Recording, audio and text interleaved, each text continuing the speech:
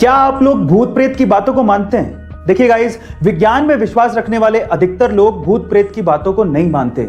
लेकिन मैं आपकी जानकारी के लिए आपको बता दूं कि साइंटिस्ट कम्युनिटी के सबसे बड़े साइंटिस्ट एल्बर्ट आइंस्टाइन भूत प्रेत की बातों को मानते थे, भूत के होने पर विश्वास रखते थे और इसके पीछे वो एक साइंटिफिक तर्क भी देते थे। वो क्या था, मैं आपको बताता हूं। देखिए, एल्बर्ट आइंस्टाइन का ये कहना था कि भूत प्रेत हो सकते हैं क्योंकि ब्रह्मांड में एनर्जी कांस्टेंट है और उसे कभी नष्ट नहीं किया जा सकता। इसका मतलब जब इंसान मरता है तो उसकी एनर्जी कभी नहीं मरती, तो इससे भूतों का निर्माण हो सकता है। गाइस, क्या आप लोग टोक्यो ओलंपिक में दिए जाने वाले gold, silver and bronze medals भी कुछ खास तरीके से बनाए गए हैं? कैसे, मैं आपको बताता हूं। एक्चुअली इसके लिए 2017 से ही एक कैंपेन चलाया गया जिसमें वहां के लोगों को यह रिक्वेस्ट की गई कि अगर आपके पास पुराने इलेक्ट्रॉनिक गैजेट्स जैसे कि लैपटॉप, स्मार्टफोन्स हैं तो आप उन्हें डोनेट कर दीजिए। लोगों ने इसमें बढ़ चढ़ के हिस्सा लिया जिससे 78,000 टन यानी कि लगभग 63 लाख से भी ज्यादा लैपटॉप्स एंड स्मार्टफोन्स इकट्ठे किए गए। फिर उसमें से मेटल्स को निकाला गया और उन्हें रिसाइकिल किया गया और उसके बाद इन मेडल्स को बनाया गया। इस प्रोजेक्ट को टोक्यो 2020 मेडल प्रोजेक्ट का नाम दिया गया था। गाइस, क्या इसके पहले तक ये इंफॉर्मेशन आपको पता? एलोन मस्क की टेस्ला कार दुनिया की सबसे प्रोमिनेंट इलेक्ट्रिक व्हीकल कारों में से एक मानी जाती है और एलोन मस्क खुद ये दावा करते हैं कि इसकी टेक्नोलॉजी को कोई भी हैक नहीं कर सकता। लेकिन रिसेंटली चांद ने टेस्ला की टेक्नोलॉजी को चकमा दे दिया। कैसे, मैं आपको बताता हूं। एक्चुअली जब एक अमेरिकन निल्सन नाम के टेस्ला ड्राइवर अपनी कार को ऑटो पायलट मोड में या फिर सेल्फ ड्राइविंग मोड में चला रहे थे तो सामने चांद को देख के टेस्ला कार इसे येलो लाइट समझ के बार बार धीमी हो रही थी।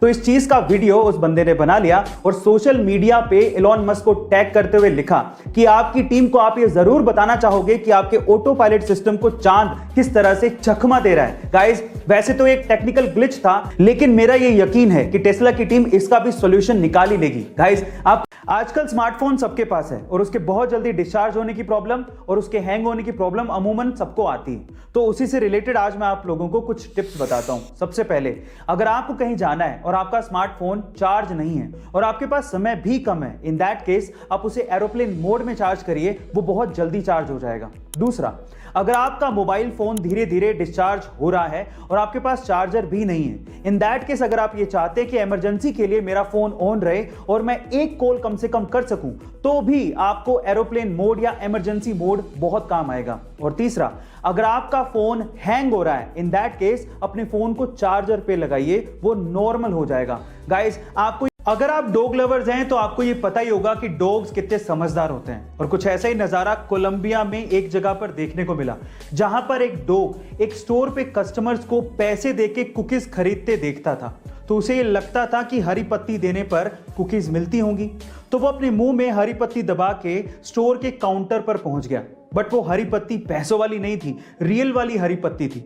उसकी इंटेलिजेंस और प्रेजेंस ऑफ माइंड को देख के स्टोर के ओनर ने उसे पत्ती के बदले कुकीज दे दी। गाइस, क्या आपके पास भी डॉग है और वो इतना ही समझदार है? कमेंट सेक्शन में। हाल ही में YouTube के शॉर्ट्स प्लेटफॉर्म पे दुनिया के सबसे फेमस के-पॉप बैंड BTS ने भी अपना शॉर्ट्स रिलीज किया और देखते ही देखते वो वायरल हो गया। अभी तक 52 मिलियन से ज्यादा व्यूज उस पे आ चुके हैं और थोड़े दिन पहले तक तो वो नंबर 1 पे ट्रेंड कर रहा था। वैसे तो पूरी दुनिया के साथ साथ इंडिया में भी करोड़ों लोग के-पॉप के इस बैंड के दीवाने हैं, पर सवाल यह है कि BTS का आखिर मतलब क्या है? चलिए मैं आपको बताता हूं। एक्चुअली BTS 7 कोरियन लड़कों का एक के-पॉप बैंड है और जिसकी फुल फॉर्म काफी ज्यादा इंटरेस्टिंग और मोटिवेटिंग है। BTS का फुल फॉर्म है बैंगटन सोनिएंडन, जो कि एक कोरियन लाइन है जिसका हिंदी में मतलब है गिरकर फिर से उठना। तो चलिए गाइस, फिर से उठ जाइए और BTS के इस डांसिंग चैलेंज को एक्सेप्ट करिए और अपना पहला डांसिंग शॉर्ट्स बनाइए, बिकॉज यू डोंट नीड। अगर आप बाइक लवर्स हैं तो आप रॉयल इनफील्ड के क्रेज से जरूर वाकिफ होंगे, लेकिन क्या आपको पता है कि जब 1993 में आइशर मोटर्स ने रॉयल इनफील्ड को खरीदा था तब वो एक लॉस मेकिंग कंपनी थी और अगले 5 साल तक लगातार लॉस में ही रही, जिस वजह से कंपनी बंद होने की कगार पर थी और आइशर मोटर्स उसे बेचना चाहता था। लेकिन तब के MD सिद्धार्थ लाल, जो कि खुद बाइक्स के बहुत बड़े शौकीन थे, उन्होंने बोर्ड ऑफ डायरेक्टर से एक और चांस मांगा और उसके बाद रॉयल इनफील्ड में कुछ मॉडिफिकेशंस किए और खुद से कई 100 किलोमीटर इंडिया में रॉयल इनफील्ड से घूमे ताकि इंडिया में बाइक्स का क्रेज फिर से शुरू किया जा सके। और उसी का नतीजा है कि आज royal Enfield mid size bike के सेगमेंट में 96% मार्केट को कैप्चर किए हुए है और इसी वजह से रॉयल इनफील्ड का इतना क्रेज है। गाइस, क्या आपको इसके पहले तक ये अमेजिंग इंफॉर्मेशन पता थी? कोलार गोल्ड फील्ड यानी कि केजीएफ, जहां से सोना निकाला जाता है, 1902 में वहां से सोना निकालने के लिए बड़ी बड़ी मशीनें लगाई गई थी जो सिर्फ बिजली से चलती थी। लेकिन प्रॉब्लम यह थी कि 1902 में इंडिया में कहीं भी बिजली का उत्पादन होता ही नहीं था। तब पहली बार इंडिया में हाइड्रो पावर प्लांट लगाया गया था जिसका नाम था कावेरी इलेक्ट्रिक पावर प्लांट। यह बात इसलिए भी बड़ी थी कि तब 1902 में सिर्फ जापान के टोक्यो में ही बिजली पैदा हुआ करती थी। गाइस, केजीएफ को सप्लाई करने के लिए जो पावर प्लांट लगाया गया था उससे बिजली इतनी ज्यादा पैदा हुई कि आसपास के शहरों में भी बिजली सप्लाई की गई। तब बेंगलोर इंडिया का पहला ऐसा सिटी बना जहां पर बिजली पहुंची थी।